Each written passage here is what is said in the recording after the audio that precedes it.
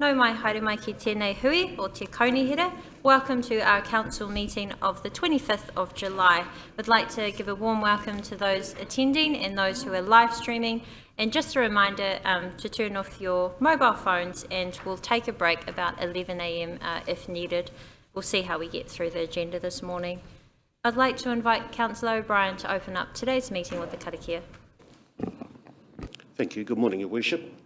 Tū taua mai e ronga, tū taua mai e raro, tū taua mai e roto, tū taua mai e waho. Kia tau ai, te Māori tū, te Māori ora, ki te katoa, humie, huie, tākie. Thank you very much, Councillor O'Brien. This morning, before we begin our official proceedings, I want to take a moment of acknowledgement. Although we are here today together, we are unfortunately also mourning the loss of some staff members here at Council. So I want to acknowledge the passing of 2 current staff members and also a former staff member.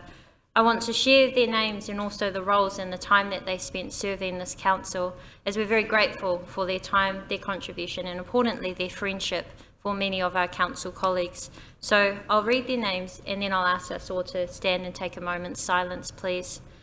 We have Teresa Erickson. She was a customer advisor and had joined council in April of 2011. She unfortunately passed away on the 21st of July and had served 12 years of service here to the Rotorua Council and was much loved by her council colleagues. We have Brendan Kidd, who was Land Development Compliance Engineer, and he joined council in August 1999 and unfortunately passed on the 28th of June 2023 with almost 24 years of service, a contribution that was much appreciated.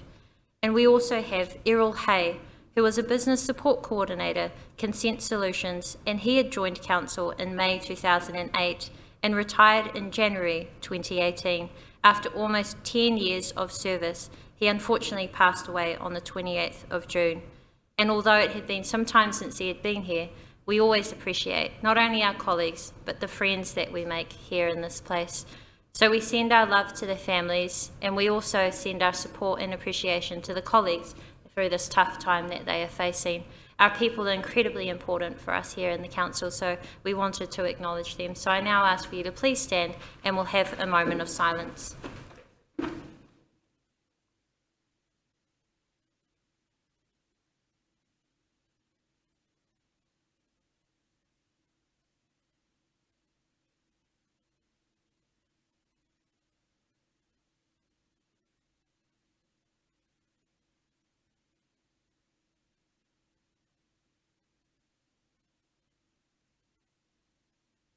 Thank you very much, everyone. You may be seated.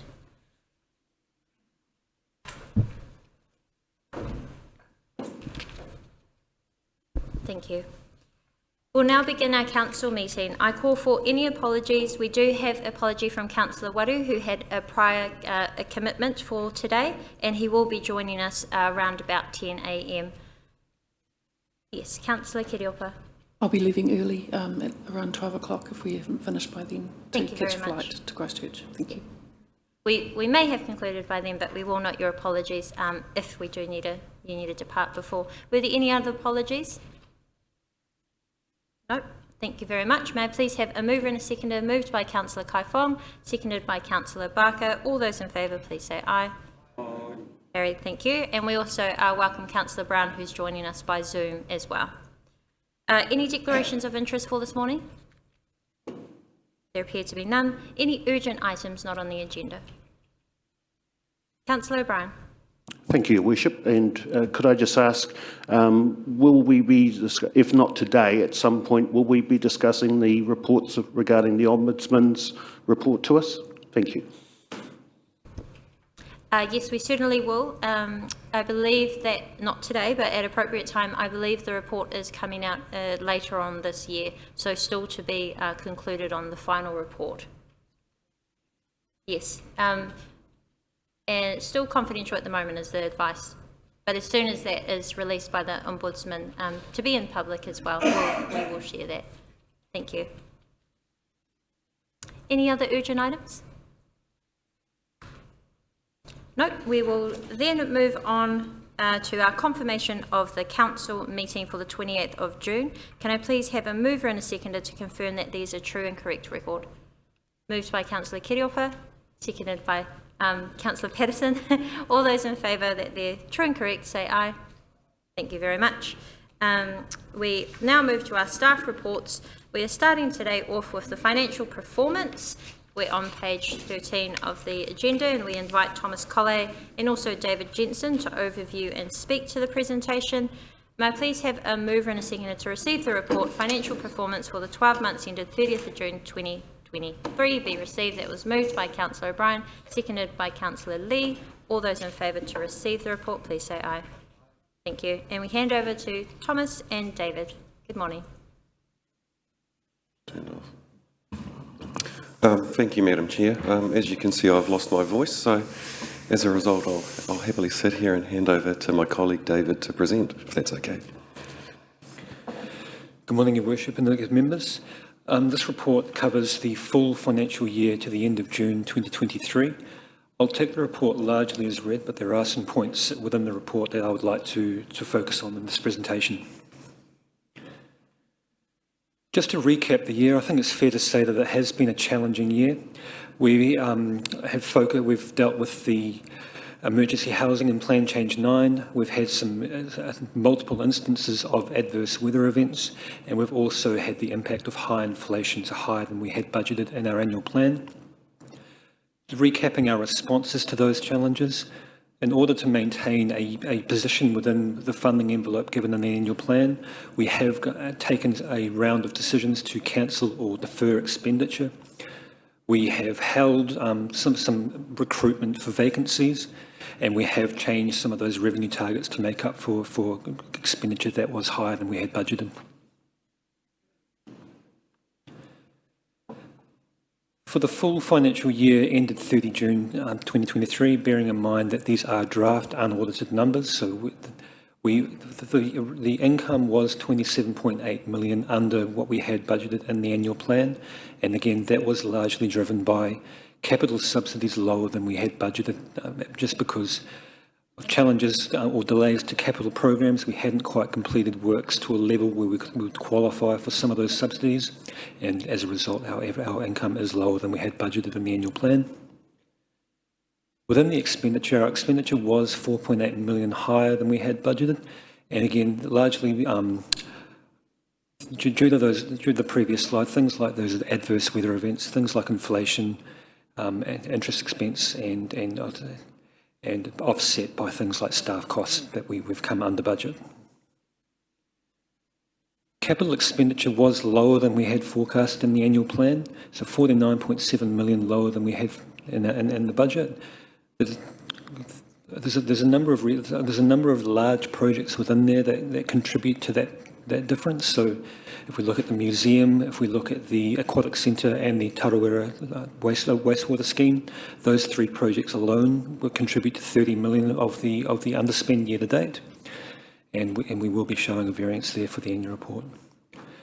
Our net debt was 339.8 million for the full year, noting that is $15 million lower than we had in our annual plan, so net debt being $15 million lower than budget.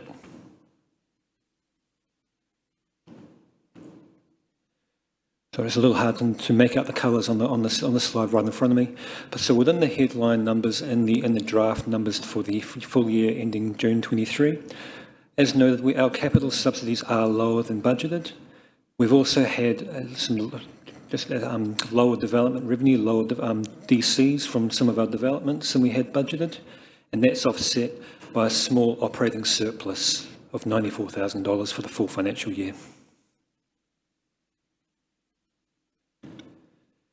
And just to recap where we've been on a bit of a journey for the last 6 months. So earlier in the financial year, we recognised that we were on track to deliver. If we continue the way things were tracking, we were on target to deliver a reasonable operating deficit for the full year. Over the last 6 months, we have undertaken a series of decisions with the business to either restrict expenditure or increase revenue and bring that forecast deficit back within what the budget that was given to us in the annual plan. And I'm pleased to say that for the full financial year, we are showing a small operating surplus of $94,000. That number is draft and unaudited. There are some further adjustments that will happen through the annual report, noting especially we are scheduled to revalue our wastewater and our water supply assets this year. We also have some adjustments with depreciation and some other small audit adjustments that will change that number when the annual report is adopted. But as a operating surplus, we are looking at a surplus of $94,000 for the full financial year.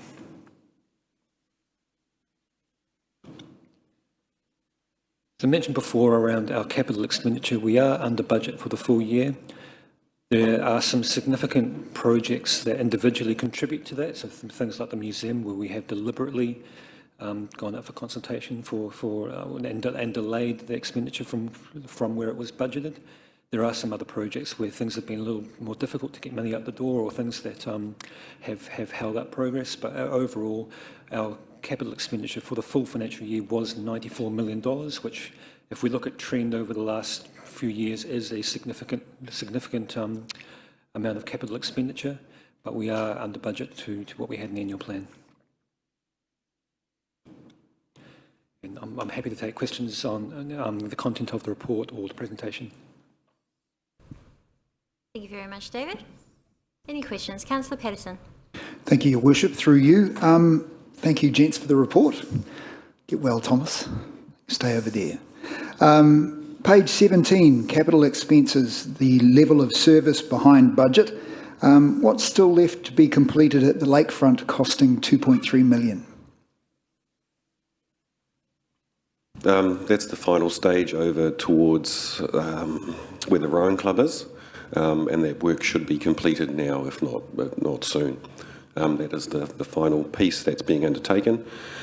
The whare is also currently now under construction, and in addition to that, there's a further piece of work around the connectivity of each street into the lakefront, and there's a patch opposite the Novotel which is having some work done to improve it, and those are the final pieces of work, and that project will then be completed.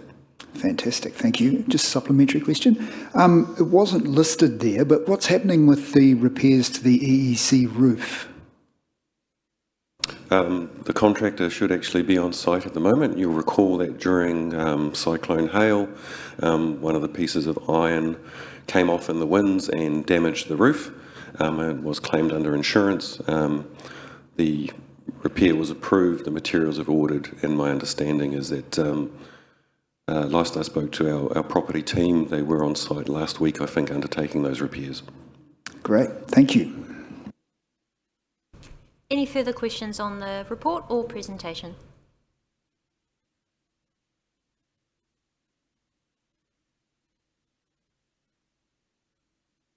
Seems fairly straightforward then. Thank you very much, and thank you, David, for assisting Thomas. Thank you, guys. We now move to page 19. We are on to our next report. May I please have a mover and a seconder to receive it? Electoral system and order of candidate names. Decision required be received. Moved by Councillor O'Brien, seconded by Councillor Barker. All those in favour to receive this report, please say aye. Any against? Carried. Thank you. I'd now like to invite Una Hopkins and welcome Rick Dunn to the table as well to overview this report. Thank you, guys. Kia ora, councillors. I'm going to take the report as read, but also hand over to Rick Dunn. Among his functions as a governance advisor, he also doubles as our Deputy Electoral Officer. And although the elections may seem quite some time away, there's actually a huge amount of work that goes into the preparation and setup for the next elections. And this is the first step in that. So I'm going to hand over to Rick to take you through the report. Thank you very much, Una, Morena, Your Worship and councillors. The recommendations you have in front of you, there are two of them. The first one is the electoral system, and so there's an opportunity for you to pick first past the post, which is currently being used in Rotorua, or single transferable vote, which is commonly abbreviated to STV. On adoption of either of those, they will be in place for the next two local elections, so 2025 and 2028. The next recommendation for you is the order of candidate names. So this is the order of surnames on the voting documents. So there are three options there. The first one is first past the post. The first one is alphabetical option, which is currently being used. No, sorry, alphabetical option. The random option, which is currently being used by Rotorua Lakes Council, and the pseudo-random option. So thank you for that, and happy to take any questions.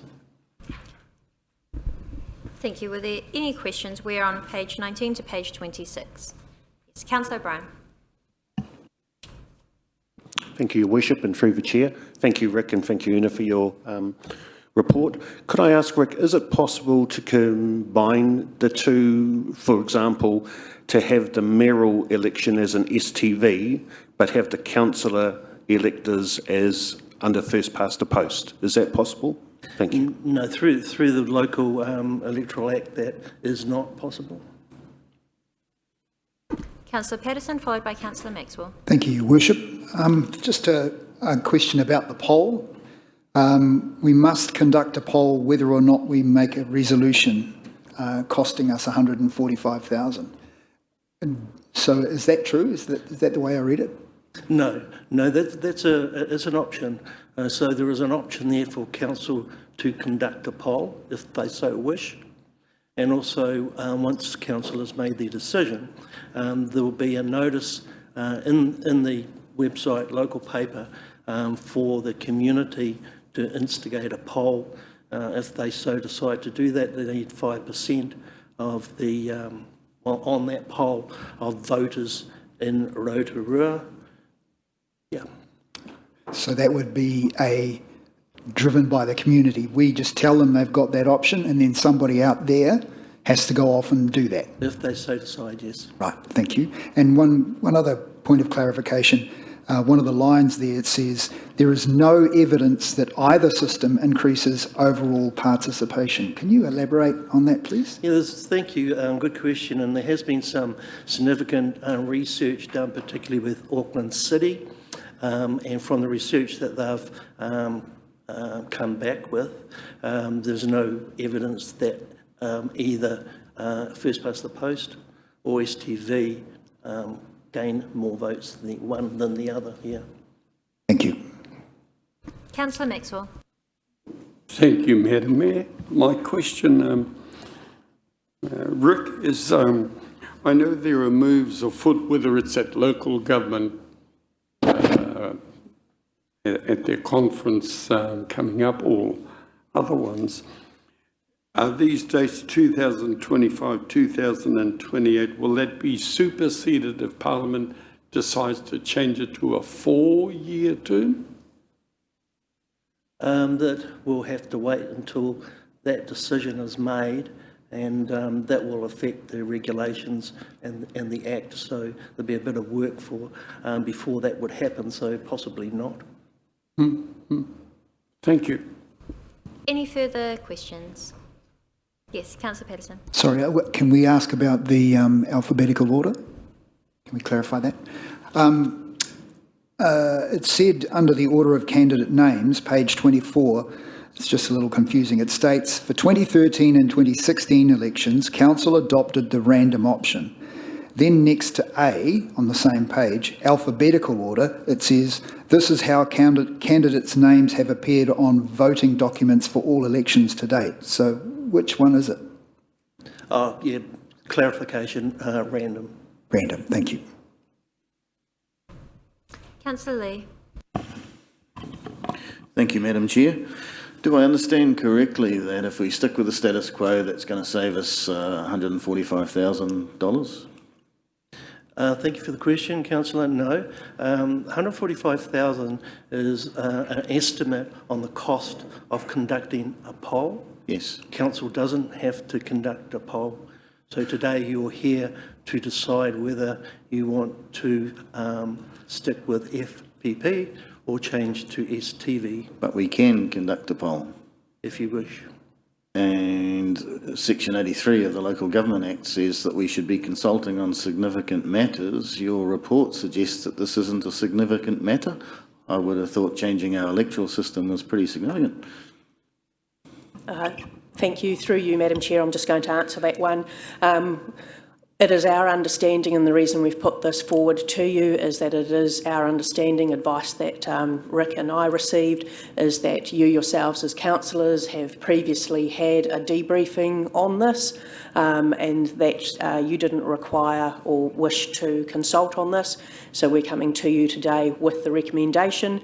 Again, of course, it is up to you. There is still time. If you wish to go out and consult on this, we can do so accordingly. Thank you. And just to further clarify on that, councillors may remember that I raised earlier whether you wish to have a further workshop to learn more about First Past the Post or STV.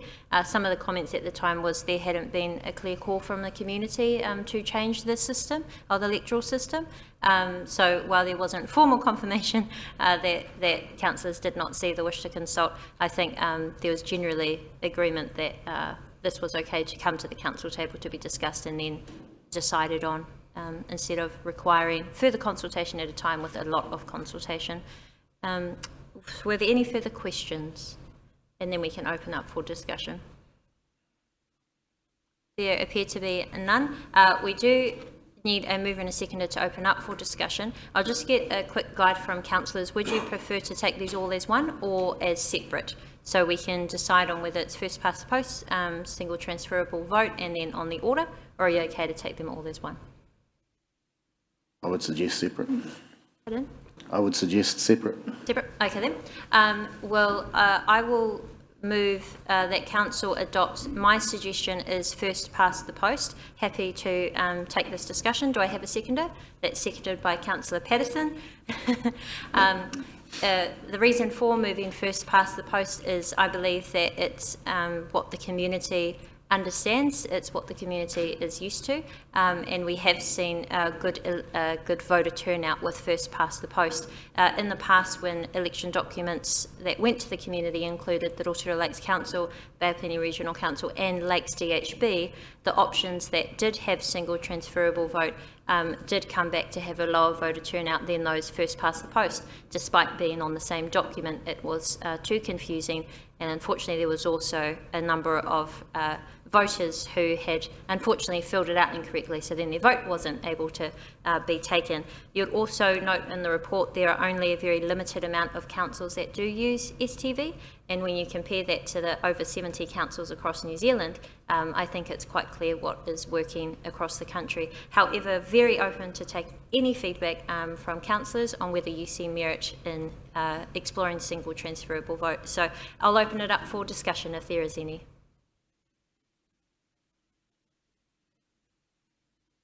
Yes, Councillor O'Brien. Thank you, Your Worship. I'll be reluctantly supporting the motion. Personally, I would like to have seen where we could have had the mayoral candidates elected via STV to try and establish at least a majority of votes.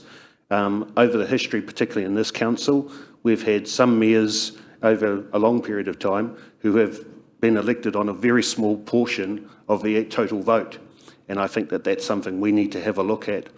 Unfortunately, that's, according to our officers, not possible. So I think, in fairness, to back up what you say about easy to understand, I'll be supporting the motion reluctantly. Thank you.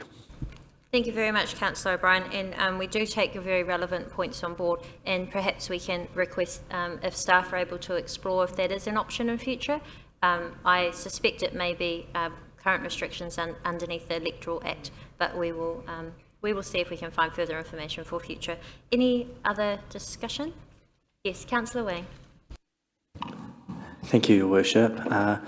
I will not be supporting the motion as it stands. I'm a supporter of the STV system.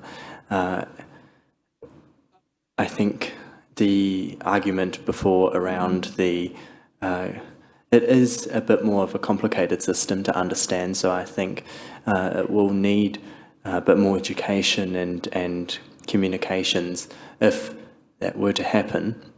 However, I think it is a much more equitable system and ensures that no vote is, I guess, quote unquote, wasted under STV. Again, I know it is a bit more of a complicated system, and it does require a bit more work to, I guess, educate not only our community but us as well. However, the complications, I guess, in the past where we had the DHB elections being STV and then our council elections being first past the post was confusing, and we did see that as a result, quite a few votes that were cast that were not counted as a result because they used the other option and therefore was not compatible. However, now that we don't have the DHB elections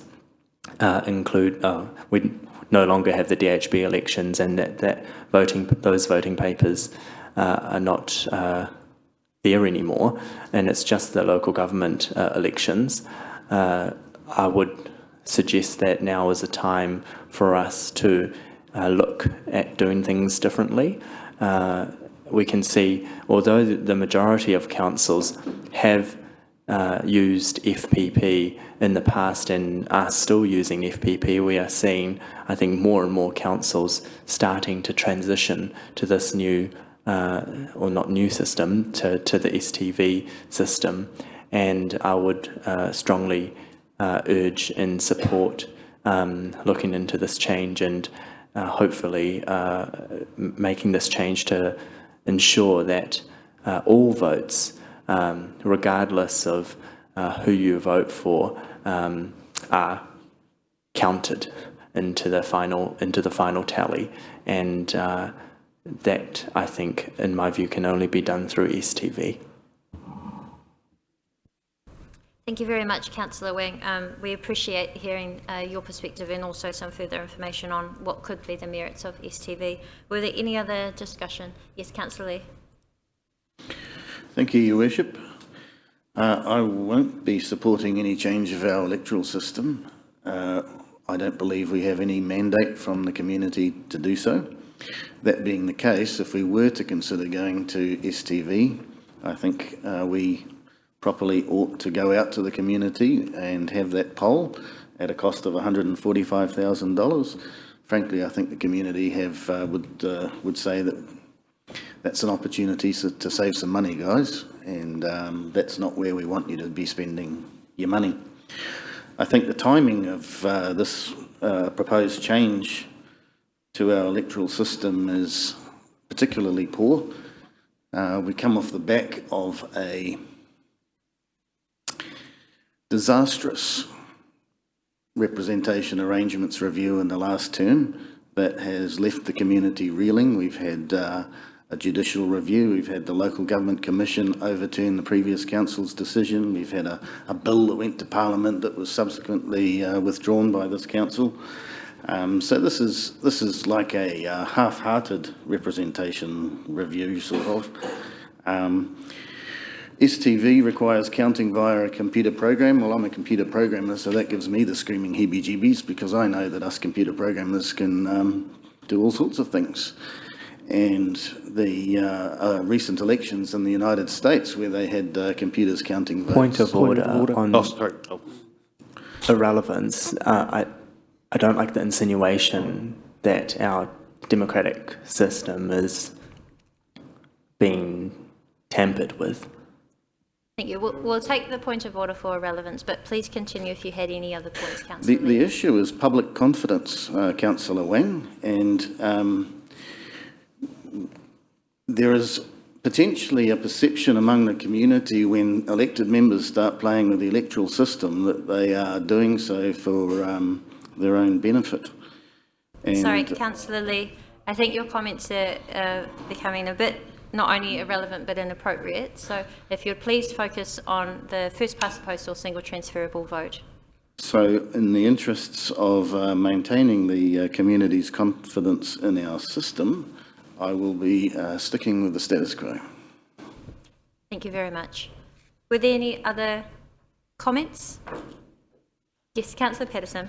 Thank you, Your Worship. Definitely FPP for me. Relatively easy to understand. As a number of my colleagues have already pointed out, we've gone through a heck of a lot of change in the last 6 months. We don't need to be bringing more and another cost of 145k. I would prefer we stick with what's working now, but I do agree with Councillor O'Brien that perhaps looking into the mayoral election opportunity and doing that differently might be a smart move down the track, but it's probably not going to happen in time for the 2025, but maybe 2028. So something worth to consider there. And STV also has the potential to negate issue campaigning. That if you get people who are concerned about a particular issue, and there are enough of them behind that issue to elect somebody who's standing up for them for that issue, STV has the potential to negate that. So that's kind of, while I understand where Councillor Lee was coming from on that point, you know, we need to have the opportunity to stand up for something and make a difference for that community. I believe STV may threaten that, so I'll be sticking with FPP. Thank you. Councillor Maxwell.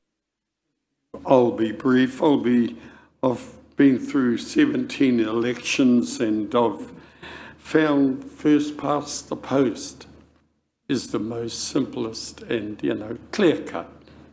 So I'll be supporting that. Thank you. Thank you. Any final comments? No, I think we've had some good discussion. We have had some strong, passionate advocacy as well and perspectives, but I do want to note that despite the challenges that have been felt by the community in terms of representation of this council and the various reviews, what I am pleased is that this council continues to provide confidence of stability to the community, which is why I am pleased to support first past the post. I believe it's the most simple, easy and relevant way to elect it, and we look forward to hearing any feedback from the community in future if they do wish for us to explore other options. So may I please, oh wait, sorry, I do have a mover and seconder. I will now put that to the vote. All those in favour, please say aye. Aye. Any against? Thank you. Would you like yours recorded? Thank you very much. We now move to the second item to discuss in terms of the electoral system. That is that is whether council wishes to adopt the alphabetical option, the random option, or the pseudo-random option. Do we have a mover and a seconder for any of those options? Councillor Barker. Thank you, Your Worship. I'd like to move that we do the random option as we have previously done, just because, again, it seems the most logical and unbiased way to present the candidates to the community. Thank you. Thank you. Was that seconded by yourself, Councillor Lee? Thank you. Yes, it is. Thank you. So that's been moved and seconded. We have already had questions to our staff. So is there any discussion on this item before placing it to the vote? Nope. So we have a mover and a seconder to adopt the random option. This is the option that is currently used by the council. All those in favour, please say aye. Any against? Okay then. Thank you. That is carried. So we now move into our progress reports of the agenda. We're on page 26. May I please have a mover and a seconder to receive the report, Organisational Enablement Progress Report. Moved by Councillor Kiriopa, seconded by Councillor Kaifong. All those in favour to receive, please say aye. And I would like to invite Okay, we're going to just pause that. We'll keep the mover and the seconder to receive it, and we'll now just jump to our District Leadership and Democracy Progress Report for June 2023. We're on page 32 of our agenda, page 32 to 39. May I please have a mover and a seconder to receive this report, District Leadership and Democracy Progress Report. Moved by Councillor Wadu, seconded by Councillor O'Brien. All those in favour, please say aye. Aye. Thank you. And we now ask Una to overview the report. Thank you. I'll take the report as read and happy to answer any questions that you may have on items contained within the report. I'll just give councillors a moment to get to the report, page 32 to page 39.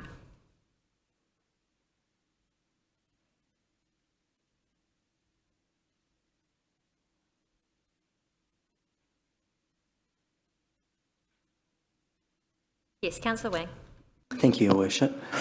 Just a quick question around with the developments with our website and more online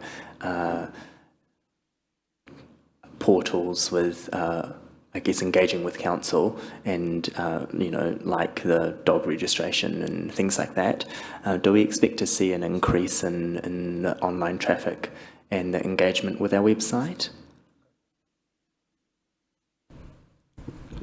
I guess yes. I guess in a world where more and more people are looking to doing things online and digital, one of our focuses is to drive people to our website. And there is a project currently being scoped that will look at enhancements to the platform. But we're always looking at how we can improve the current information that is currently on the website, looking at improvements all the time there. But yes, it is a significant project to continue to drive people to our website so that people can engage with council and get the information firsthand. Thank you. Councillor Patterson. Sorry, Worship, just a process question. Have we jumped ahead? Oh, yes, sorry, apologies. okay. We are now in the District Leadership and Democracy Progress Report. Right. So I do have something there then, can I? On the live streams, thank you for including that, Una. That was good to see the information there that you agreed to include. So 138 people average per live stream event, which, you know, considering we had the museum, the annual plan, the future development strategy, there were some pretty big ticket items. How does that number compare with other councils on their, you know, like similar size councils, not talking Auckland, but are we? Through you, Madam Chair, I don't have that information to hand. That is something we can try to get information on. It's not something that we currently sort of look at. It's potentially something that is worth having a look at. You're all aware that our current live streaming system is rather old, and we are looking at how that in itself can be enhanced, and hopefully in enhancing that, that will also improve the user experience of those watching online and watching the live streaming. So yeah, give us a little bit of time and we can do some work with our colleagues to see what their uptake through live streaming is. That sounds great to me, thank you. Thank you. Any further questions? Councillor Lee. Thank you, Your Worship, and a little shout out to those who are listening on the live stream at the moment. Thank you for caring enough about our city to tune in. In terms of marketing and communications, I'd like to raise the issue of our minutes, which I think are pretty bare bones. I wonder if there is an opportunity to flesh out our meetings a little more, including perhaps putting a link to the live stream for each of the agenda items. So with YouTube, it's possible to link to a particular place within the live stream, as opposed to just a link that takes them to the start of the meeting. So if the minutes were to contain such a link, then people could skip over the first boring parts of the meeting and go straight to the juicy bits that they're actually interested in. A couple of suggestions there. Through you, Madam Chair, thank you for those suggestions.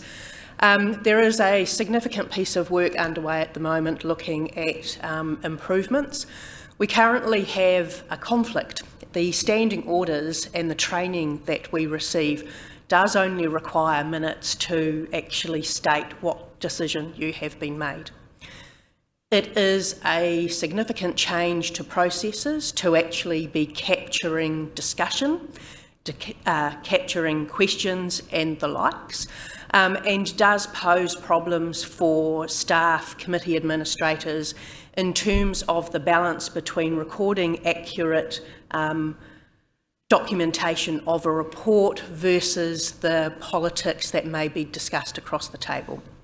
However, in saying that, it is something that we are having a look at, and we will endeavour to put continual improvements to you as time progresses. Thank you.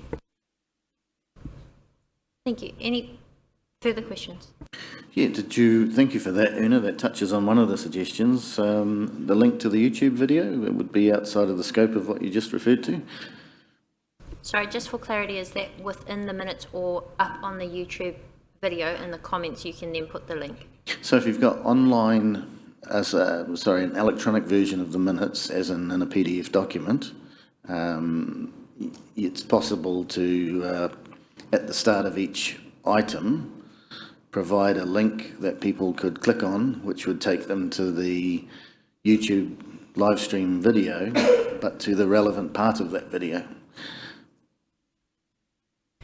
Again, through you, Madam Chair, thank you for the suggestion. I guess anything is possible. Comes down to the capacity and resources that I have within the team. Thank you. Thank you. Any further questions? Yes, Councillor Barker. Thank you, Madam Chair. Just one for interest, really. It says there's been 7 consultation campaigns this year. Una, is this usual, or is it more or less than normal? Thank you. We usually do have quite a significant calendar of consultation events. I think what we're seeing at the moment is that we've got a very engaged community, and our community are actively participating more and more with what we're consulting on, which is really great to see. That, of course, does create resourcing challenges and the need to make sure that when we are going out and consulting, that we're trying to use some new and different ways so that the community continues to be engaged with the topics that we have to talk to the community about. Thank you. Councillor Maxwell. Thank you.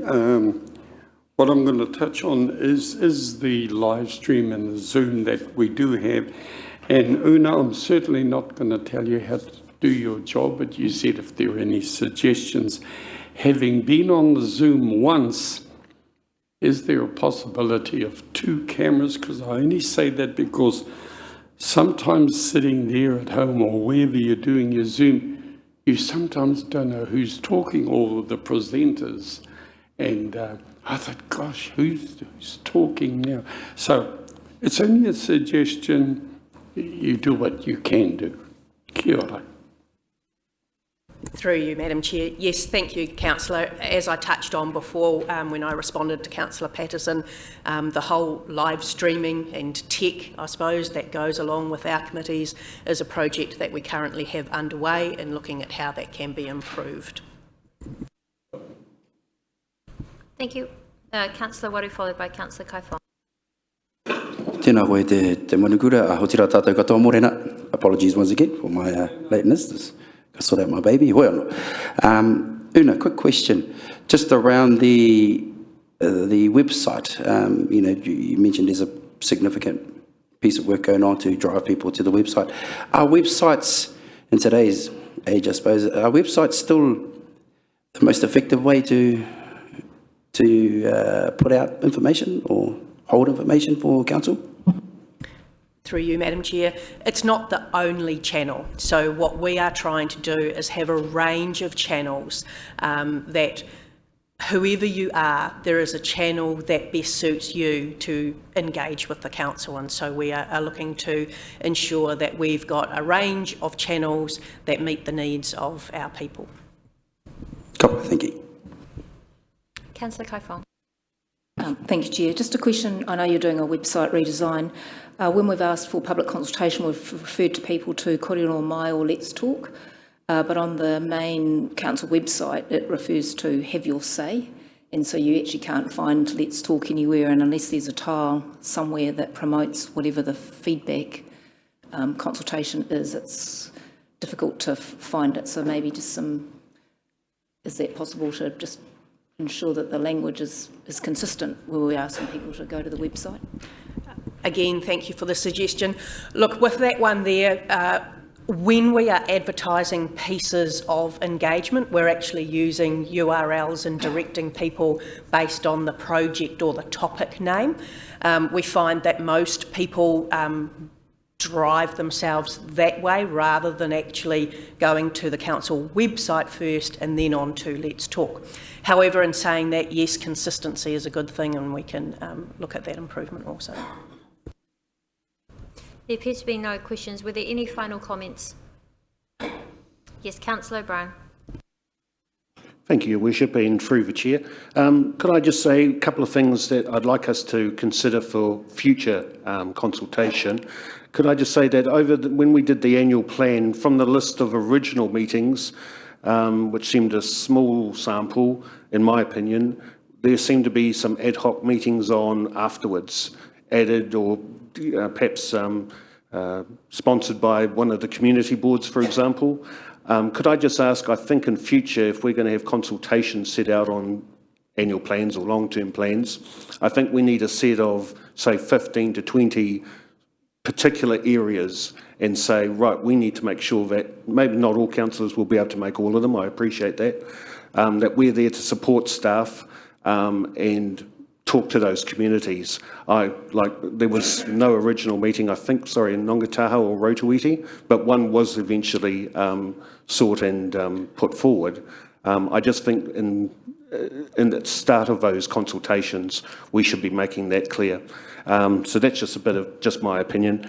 And second, could I also ask that we think about accessibility for those with disabilities for our documents, easy to read, for those with perhaps intellectual.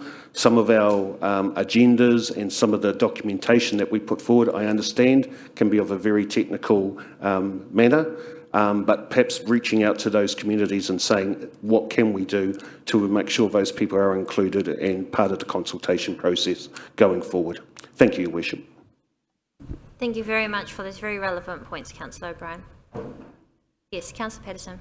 Thank you, Your Worship. Kind of carrying on from Councillor O'Brien's points, I felt that during the annual plan in particular, we could have done a little bit more with trying to get to the communities that don't really engage with us, like the Western Heights and the Fordlands and the tough areas that it's hard to get people to do anything to engage with us. Whereas if we went to them and gave them the opportunity to have a listen to what was going on. I mean, when I was doing that petition, a lot of people didn't even know what an annual plan was. They had no idea. So it appears to me that there's a gap in our communications, and it's I know we do things by a certain formula because it's tried and tested and it works. But if we want to reach more people and people who don't actually have a voice, we might have to find new ways of doing that, and whether that is actually fronting up at a hall in Fordlands, if there is even one, I don't know, but that's just something to look at. Thank you. Yes, you've provided a number of suggestions. I know there has been significant amount of work undertaken, so perhaps for greater understanding, I'll just ask Una to respond. Thank you, Madam Chair. Again, some really, really good suggestions. I guess one thing I would like to say and just correct, I guess, we don't use a formula per se and when we are designing engagement sessions. The team, which is a very small team, there's only 2 engagers who lead out the annual plan. They do their best to put together a program and a calendar of engagement.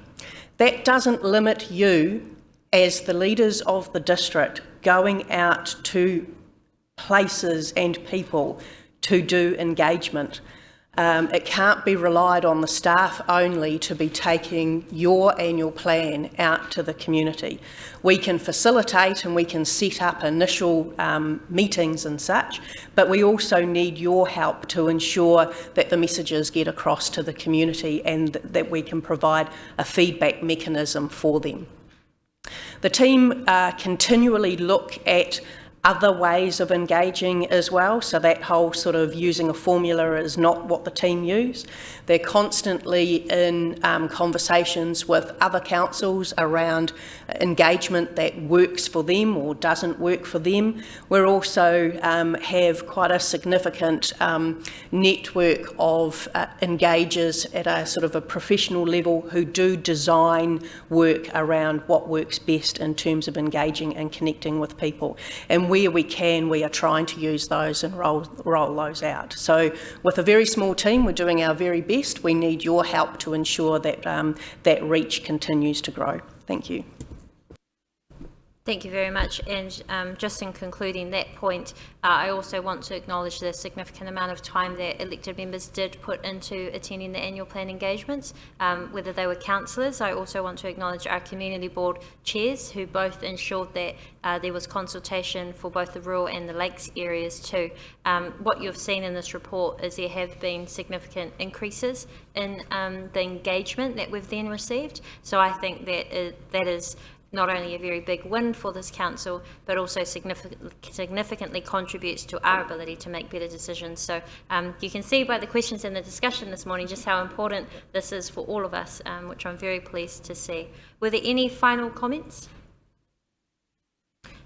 Thank you very much. I think we've covered that very well. Thank you, Una. We'll now jump back to our Organisational Enablement Progress Report. We do have a mover and a seconder already for this, so we'll now invite Thomas Colley to overview the report. And just a reminder for elected members, we are on page 26, from 26 to 32 of your agenda.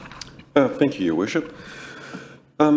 I'll take the report as mostly read. I'll just talk about just leveraging off the discussion around the website and around One Council. Obviously, we're looking at bringing on more online services for our community, the ability to interact and do business online.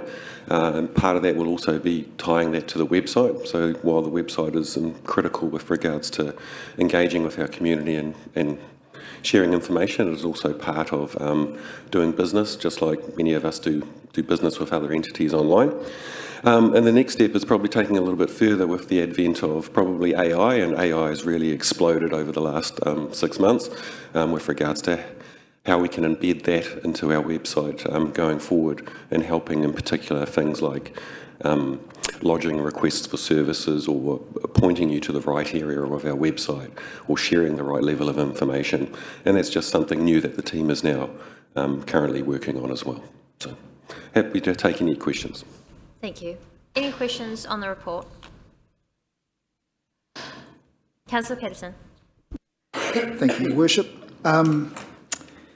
Custom Solutions on page 28.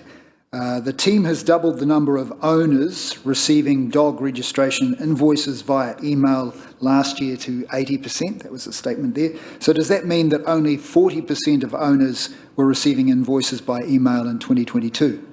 That would be the correct interpretation, yes. Excellent. So how are we doing in terms of overall dog registration? Are our numbers increasing? I don't have the numbers available, sorry, with regards to the registration numbers. That's something that could possibly ask in the next committee. Okay, thank you. And one more. Under infrastructure technology, the CCTV expansion, Nongataha, Fordlands and Pukehangi have been identified. Is that from the 2022-23 budget, or is that the new annual plan budget? So some of those are underway from the previous year's budget, and obviously if the project hadn't been completed, it will just carry forward. And there's a new set of funding available, and I think a portion of those, plus some new ones that the team are identifying, will come out of this year's budget. So there is still scope for other areas to... Yes, there is. So there was quite a detailed plan done about 18 months ago with regards to the appropriate locations where the demand was, etc. And I understand the team is revising that, and so it may change going forward, but those were the ones that fell out of that last review of, as I said, approximately 12 to 18 months ago. Well, I'll put my tātou pōnamu hat on and say Tenai would love one if possible. Another one, maintenance requests on page 29. The graph shows that obviously public toilets call-outs was the highest number of requests, but I couldn't quite see, the colours were a little confusing. What's the equal highest, also at 24, that was in blue? What is that?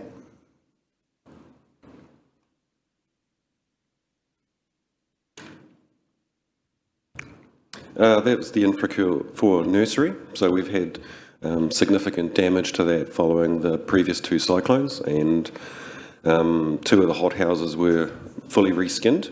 One has had some temporary repairs done to it, and also the geothermal failed and had to redo the bore and the systems there. So that's where predominantly those were. So that was storm weather, storm related? The first lot were, yes. One of the hothouses in particular was significantly damaged from the wind. And as you can imagine, the demands within Bay of Plenty, particularly through more towards the Western Bays area, it was difficult to get contractors to turn up and fix it, and so we had to just wait our turn. Wow. One final question, Your Worship. On page 30, there's a graph about the employee turnover retention, which is by month. Certainly improved since the new council was elected in last year, sitting at 20% now for the last 3 months. So 20% turnover. How does that compare with other councils and the private sector? Yep. So it is returning back to normal. Might not have anything to do with the election of the new council. What we have noticed is there is more stability now in the workforce and environment. Probably 2 years ago, in particular, when we were advertising, you got very little applicants. And compared to today, a lot more applicants, particularly a lot more high quality applicants than there were. And so the environment has changed significantly. And what we're not seeing as well is that the turnover in the past was a lot of new people starting in our organisation during a time where we were having lockdowns and working from home and those sorts of issues. And so they weren't embedding into the culture of the organisation, and so they were the ones that were turning over quite quickly during that period, and what we're now seeing is that's stabilising as well. Where do we sit? We've historically sat just below 20% from memory. We've always had a portion of our staff, there's a portion of our staff around fixed termers, customer facing, that have always historically had a high turnover because of the nature of those jobs. And so what we are seeing is we aim to get to about 17-18%, whereas we've historically sat. Thank you. Councillor Barker, followed by Councillor Maxwell. Thank you, Madam Chair. Thanks, Thomas, for your report. Just going back to that graph on page 29, I think it was, with the jobs, I noticed that the community halls have had 5 jobs done. There's only about 9 community halls across the district, so that seems quite a lot. Are there any, I assume those are the completed jobs. Are there any outstanding, and have you got any commentary around the condition of the halls, considering those numbers? Yep. There is a number of outstanding jobs. One of the challenges that we've had at the moment is actually availability of contractors. So, as an example, the youth centre roof had an internal gutter that was leaking, and it was extremely difficult, and it took the staff two months for a roofer to actually turn up and do the repairs. And part of that is that I'm not picking on roofers because they're incredibly busy, but they are choosing which work to do. And so what we're finding with a lot of our jobs is that contractors that in the past were quite willing to and available to do work are busier on bigger things, and so we've had to internalise a lot of these repairs ourselves. With regards to the community halls, one of the challenges that we have with them is that they were all predominantly built in the 50s, 60s and 70s. And they probably haven't had a huge level of investment into them since then. We have had a program of work, so I know the Broadlands Hall in particular has had some work done to it, the Rotorua one as well, and so the team does have a program of work, but I think the reality of it is due to their age and their condition of many of them, we probably haven't got the level of budget available to lift them to where maybe parts of our community expect. Thanks for your feedback. Yeah. Councillor Maxwell. Madam Mayor, Thomas, can you help me here? On page 29, pensioner housing, the 6 monthly inspections have been carried out. One of the tenants said to me, there is a vehicle parked there, it probably hasn't moved for 6 months, and said, what shall we do? I said, and I thought, well, if it belongs to a tenant, it's probably not much you can do, except, I said, I'll ask. So what can we do about something like that? They can call through to the team, and the team can have a look at it, and if it's not owned by anyone, we could probably get it towed or so forth, but the usual team member that catches up with that tenant, if they just pass that information on, and the team can look at it. Alternatively, they can ring the customer service centre and log a request for service and can deal with it that way as well. They didn't want to be a nosy parker, but she sent I said, send me a photograph, so I'll give you the photograph. If you can send me that photo to me and I can get the team to look at that. Not a problem. Thank you. Councillor Lee. Thank you, Your Worship. Thomas, your procurement preferred supplier panel, it seems, just reading from the agenda there, Council's procurement team have been seeking expressions of interest from the local businesses interested in becoming pre-qualified for Council's preferred supplier list. Now, I understand you have a procurement policy, which I haven't had the opportunity of seeing, but I guess a business who is interested in becoming a preferred supplier would have to agree to whatever that policy is. No, that's our policy of how we procure. That policy is not applicable to people that do work for us. Okay, so any business out there who... Yep, so any business, so what we do is we go out to market and we get expressions of interest. There's a pre-qualification process, so in particular around health and safety, there's certain things that we expect them to have and maintain. And so long as they achieve that, they go on and are successful, they go on to our panel. And so therefore work that falls within a certain category of our procurement policy, as in the level of spend, the nature of the spend, not requiring to go out for tender, etc. The organisation prioritises those on the preferred supplier list to do the work. Okay. I still feel a little confused by that. So can you give us an example perhaps of someone, the kind of business that might offer their services to us, and what hoops do they need to jump through? Yep, so Aquavent as an example does a good portion of our air conditioning and mechanical maintenance work. So they would apply to become a preferred supplier, and so they would have to demonstrate that they're pre-qualified with regards to their health and safety requirements and those sorts of aspects, and then they go on our list. And then when we have work that comes up and of a certain nature, so say an air conditioning unit has failed, and also part of that process is that we agree on a pricing mechanism. We contact them and they do the repair. Okay. Very, very different, I think, from, say, when we do put tender packages out with regards to significant pieces of work where we have those processes, the preferred supply panels can participate in those, but it is a different process. Would it be possible to get those policies presented in an agenda so that we can have a look at them, or in a report of some description? I'm not sure that level of detail would be relevant to come to council. However, I'm sure if you would like to discuss this further with Thomas, then he'll be happy to do so outside of a meeting.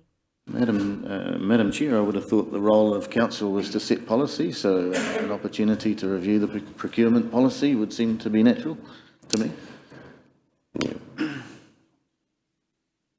Happy to circulate them, but also, Councillor, more than happy to set up a meeting with you and our procurement manager, Robert, and he can walk you through those and answer any specific questions that you may have as well. Yeah, I was just thinking it might be of interest to potential suppliers to see what they might need to do. Yeah, again, our policy is for us and how we acquire services, not really applicable to them to apply. In saying that there is currently marketing going on to get businesses to apply to become preferred suppliers. And hopefully we do hope to have a good uptake of that. Okay, thank you. And I believe there was a meeting in here for preferred suppliers as well to come and learn more information as well, wasn't there? So it has been quite active for the community. Yes, the team are quite active and hold sessions, as you point out, Your Worship. And anyone who is not sure of what is required, in the marketing that we do, there are contact details, and they can make contact with that team, and the team is more than happy to help guide those businesses through the requirements of what is needed. Councillor Kirioka. Thank you, through you, Madam Chair. I've just got one question, Thomas, just following on from Councillor Lee's questions. For the preferred suppliers, can you just tell me what weighting is put on cost, so who can do the job cheapest, against the weighting for keeping or supporting local business, local employment? What's the difference in weighting, please? I'm not sure exactly what it is, but with regards to the preferred suppliers, the priority is locals first, and looking at our previous preferred supplier list, by far the majority, if not all of them, were locals. Different from when we procure other services and go out for tender, the weightings can be dependent on the type and nature of the work. So you may have a higher weighting for proven experience and quality versus price, but also localism as well can be factored in, and that depends on generally the nature of the work, who is capable of doing it, and what the ultimate outcome is that we're after. Kirsten, please. Just in this time of climate breakdown, is trying to support local economies being factored into how we're moving forward with that sort of weighting? Yeah, when we always have even at the end of tender processes, we have a localism criteria that if an out-of-towner is slightly better, but a local is within a certain percent of it, we do go with the local as well. I just have to say as well, is our priority is to use local businesses, but what we are finding at the moment in particular, I am having to talk to the property team about acquiring services from Tauranga, and that's just the reality of some of our businesses are incredibly busy and very difficult to get those services. So our priority will always be locals first where appropriate. Just temper that a little bit, because there are times where the expertise that we require isn't available within Rotorua, so therefore we do have to go out of town. Yep. Thank you. There appear to be no further questions. Councillor Waru. Tēnā koe te manukura. Kia ora, Thomas. Just a quick question. It's around the government's affordable water reform program. It says work is ongoing alongside the National Transition Unit to help staff here that are in that kind of area. Can you just expand on that a bit more? What does it mean by work is ongoing? So the Three Waters Reform Program is being driven by the Department of Internal Affairs, and has a national transition unit that has a significant amount of consultants working on lots of different streams. Asset identification, funding streams, IT and people is another one of those, and of identifying the staff in each of the councils that fall within the three waters. And what we have been required to do is do an engagement with those staff, and they have been sent letters with regards to if Three Waters reform goes ahead, where they sit and what that job offer would look like. And that was something that the DIA and the NTU required us to do recently, and so that's what that's referring to. Thank you. Now I got it. Why it's in your area, in your report. Yeah, it's one of those things that while it's not being talked about publicly much these days, there is a significant amount of work being driven into this organisation from government with regards to progressing those Three Waters reforms. Yeah. Councillor O'Brien.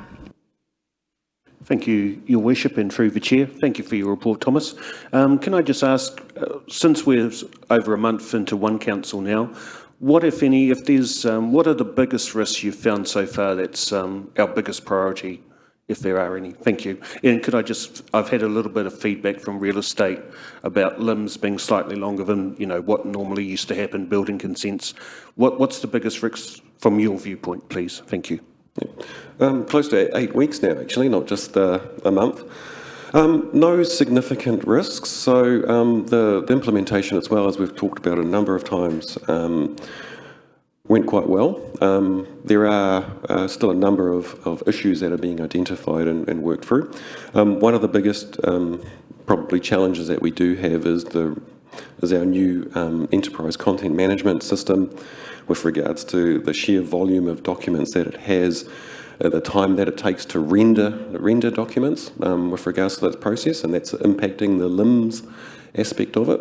But overall, there is no real significant challenges. And there were 500 issues raised, close to 400 of those have been closed, and these are pretty typical kind of issues that we've been identified. Our technology partner, Technology One, made some comments recently that, from their view, the go live went really well. And most of the issues that we are finding is fixed by staff training, because it is a new system. There are some minor data issues that are being resolved time and time again. And as staff are working through now end-to-end processes in the new system, there have been identifications of actually maybe we should do it this way and not that way. And so there's been some improvements identified, which in the next couple of months we'll look at and revisit as to whether we should do those or not. Yeah, but I guess with regards to the scale of the project, and I know a lot of eyes and people are interested in it, it went quite smooth considering. Yeah. Thank you. There appear to be no further questions. Thank you, Thomas. Just checking, were there any comments or discussion? There also appear to be none. So we'll now move to our final progress report. May I please have a mover and a seconder to receive the Te Aroha Partnership Progress Report, moved by Councillor Waru, seconded by Councillor Kiriopa. Please, all those in favour, please say aye. Thank you. And we now invite Gina Rangi to overview the report. Kia ora. Tēnā tātou. I don't have anything of particular that I wanted to draw attention to this month, but I'm available for questions if there are any. Any questions? We are on page 39 to 41. Councillor Lee. Morning, Gina. Thank you, Your Worship. Just like to ask a few questions around Rotorua, which is a project that Te Tātou are leading with DIO.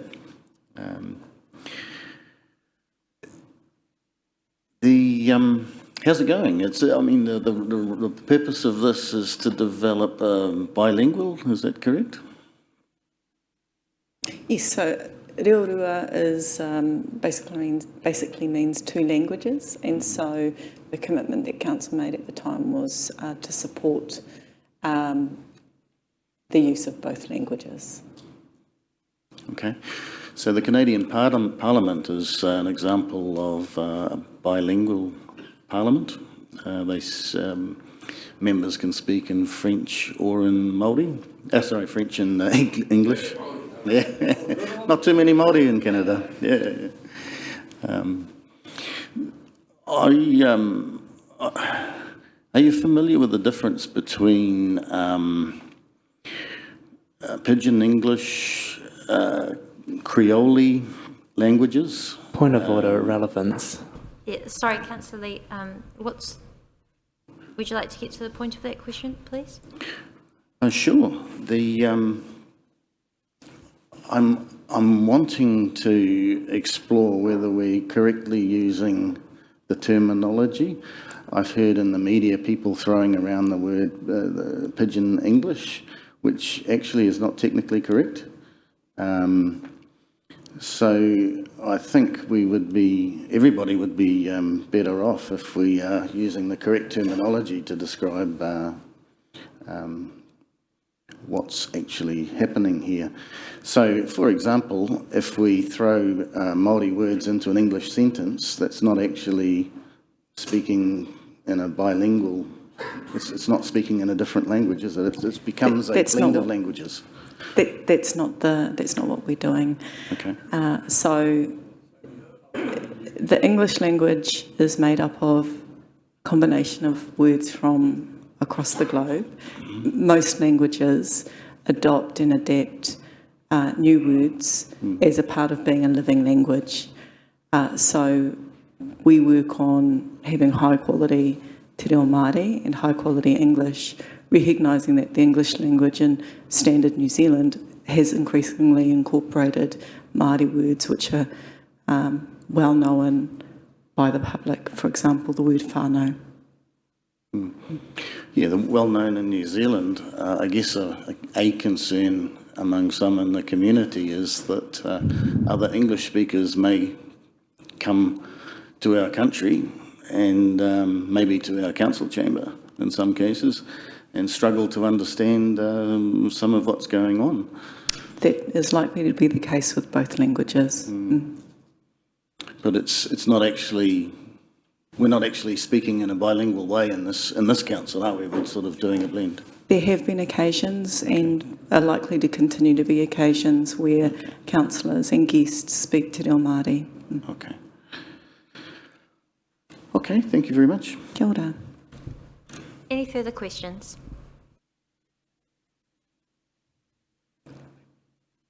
Councillor Waru.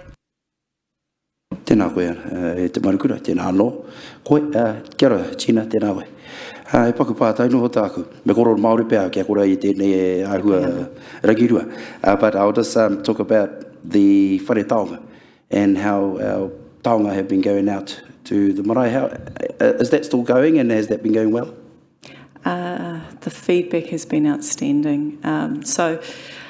As councillors know, we still hold collection in the off-site storage, and some of you went out and visited, and that invitation is still there for those who wish to visit.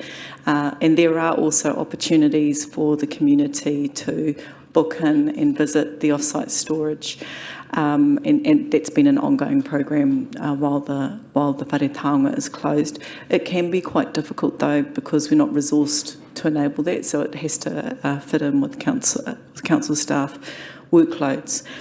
So one of the projects that my team has been working on is supporting the whare taonga team to take taonga out to communities, and so this happens all the time already. The education team, for example, will identify items in the collection, take them out to schools, and there are a whole lot of other instances where that will occur. This particular program is focused on taking taonga relevant to particular iwi and hapu back to marae to allow wānanga, or a day of not only for the hapu to see and appreciate the taonga, but often what is happening is that they are providing additional information about provenance, for example, about history associated with that taonga. The way in which that program happens is that, so I have a team member, Clark Pirika, he works closely with the particular iwi and hapu to help them to go through our collection list of relevant taonga and identify taonga that they want to take back that are relevant to them. So, for example, with Ngāti Rangitihi, we took back this incredible kākahu, which is made from the native kuri dog skin pelt, which is I think 300-400, several hundreds of years old, and is I think within the Auckland War Memorial Museum's collection, but we look after it because of its importance to Ngāti Rangitihi. So that particular kākahu was taken back, and they only chose to take that particular taonga. The whole day was focused on the history of how that taonga was created and why the various interactions that were happening at the time that provoked the particular kuia pareraututu to create that kākahu. But also talked about how that kākahu has then been gifted and handed down through to the present day. So it brings to life the ongoing life of taonga in communities and the ongoing importance and meaning.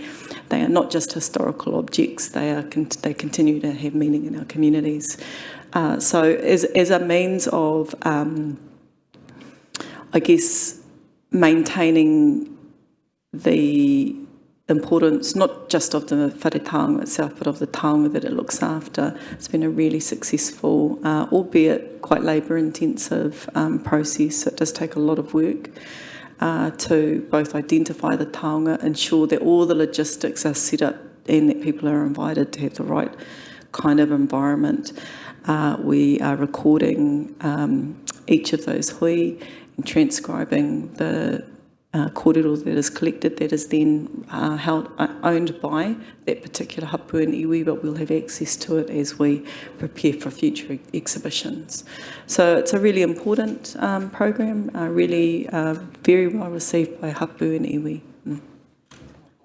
Thank you, Gina, and please, tuku mihi atu ki te tīma o te whare taonga, me klaki ma, so kia klaki ma, so kia ora.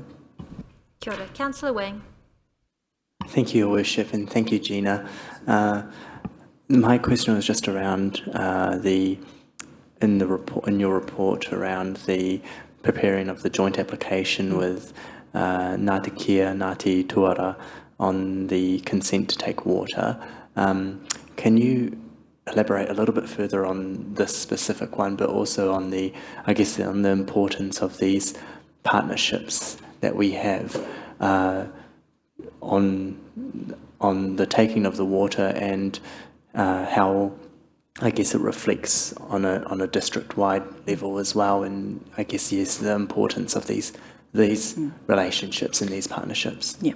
So last year, Council agreed to vest land that was taken at the headwaters of the Utuhina stream into a new trust, which is made up of trustees appointed by Te Runanga o Ngāti Kia, Ngāti Tuara, which is the hapu that have mana whenua in respect of the springs, and also Paiaka Trust, which was the original landowner that the land was taken from under the Public Works Act.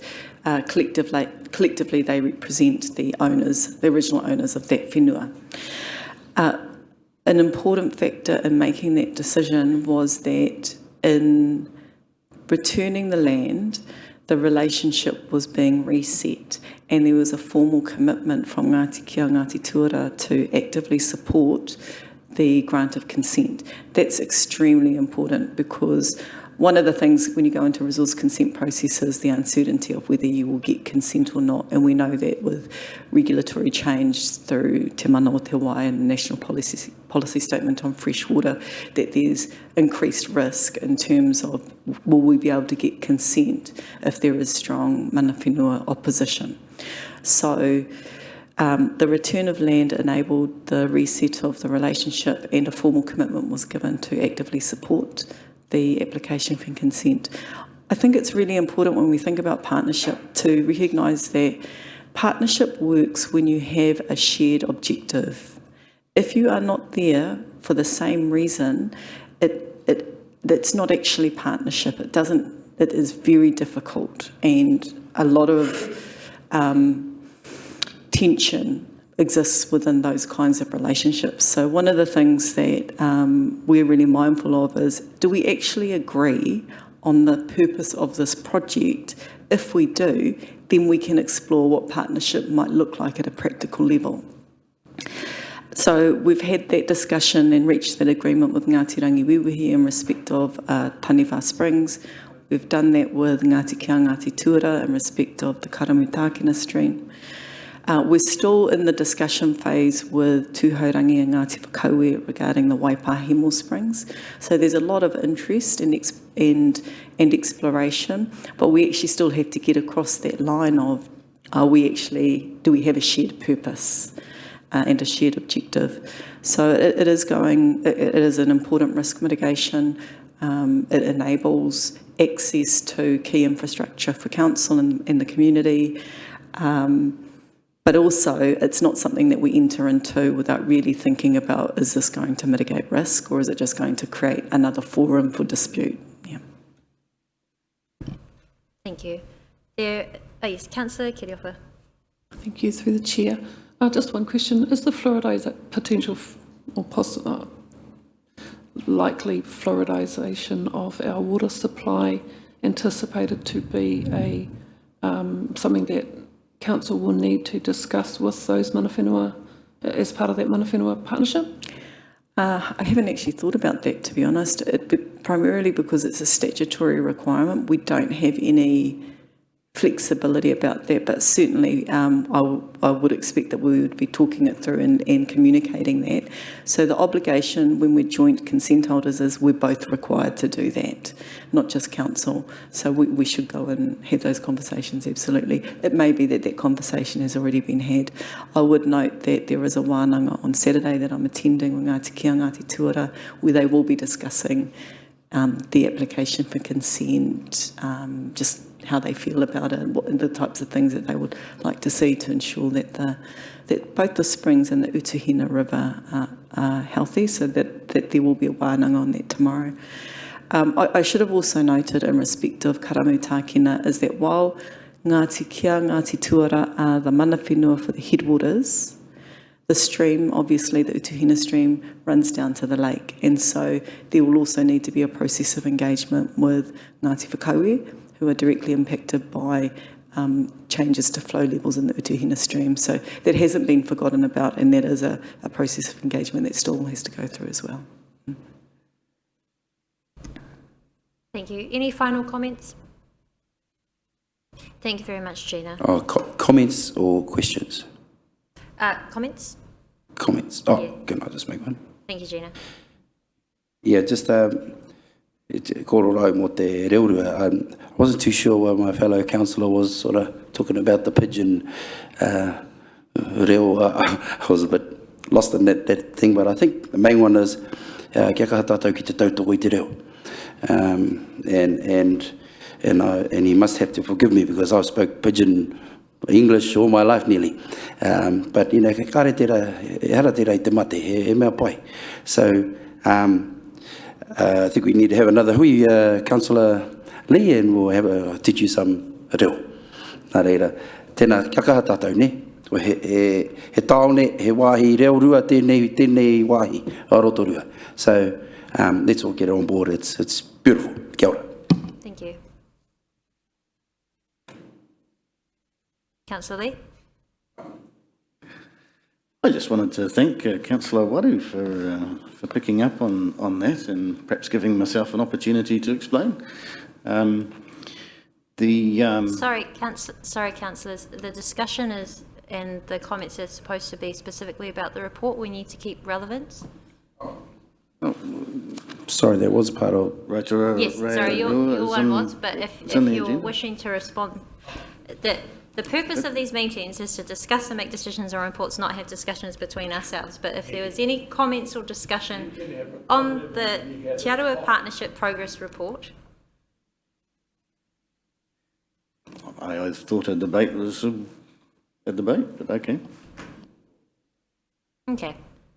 Well, that concludes that update. Thank you. We now move to our final agenda item, confidential items to be released for information only. We're on page 41. May I please have a mover and a seconder to receive this report? That's moved by Councillor O'Brien, seconded by Councillor Kiriopa, and I'll just invite Una to overview the report. You are on page 41 of your agendas. Thank you, Madam Chair. Look, councillors, just to provide some clarification here, this is an information-only report. It is a piece of process work. So in the interests of open and transparent decisions that you make, there are, on occasions, times that you are required to make a decision in confidential. The team track the milestones that underpin each of those confidential decisions, and at the relevant time, then those decisions are made public. What this report does is provide you with notice that these decisions have met those milestones, and we will now then publish that particular recommendation or decision and update the minutes accordingly. So these are all in front of you today, are a bit of a backlog because this particular process did have a little bit of a pause while we were resetting the council committees and the delegations. So you'll see that on the schedule today there are a number of items or decisions that pertain to the previous council and the previous committee structure. So just to reiterate again, these are for your information that the milestones within the decisions and the reasons why these items were in confidential have now been met, and we can now update the website and the minutes accordingly to record these decisions. Thank you. Thank you. Were there any questions or comments on this item? Yes, Councillor Lee. Thank you, Your Worship. I'm curious about how the former minutes of a meeting would be updated. I would have thought previous meetings' minutes remain as recorded, and how does that work? These will be updated to the website with just that an actual statement that says minutes to be resolution to be released, and then they'll be recorded that way. So perhaps for your understanding, just as an example, if a vote was taken and then it would say minutes to be released at whatever appropriate time, or yeah. And so this process is, this report is just confirming that these items have met that criteria of whatever was noted in the minutes of the meeting at the time, and they now will be and have been released. So this is just for information purposes only for the council. Sorry, I'm still not following. Just trying to, I think it would be helpful if we had an example, but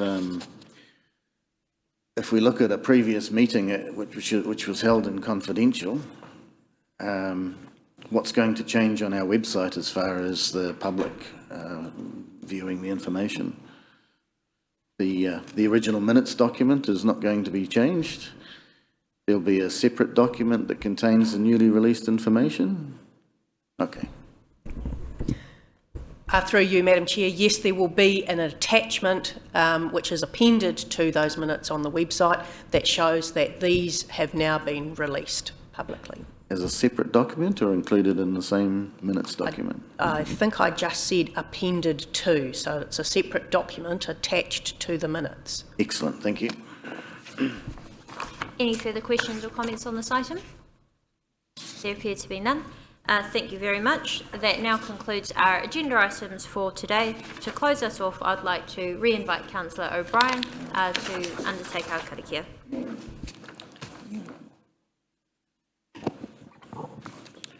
Thank you, Your Worship. And since I did the opening karakia in Te Reo Māori, I'll proudly close us with an English translation. Sorry, with my Irish accent, it may come across as pidgin, but I'll do my best to enunciate properly to meet standards. Restrictions are moved aside, so the pathway is clear. to return to everyday activities. To return to everyday activities. Allied, enriched, unified and blessed. Thank you. Thank you, Councillor O'Brien. Very articulate. I declare the meeting closed.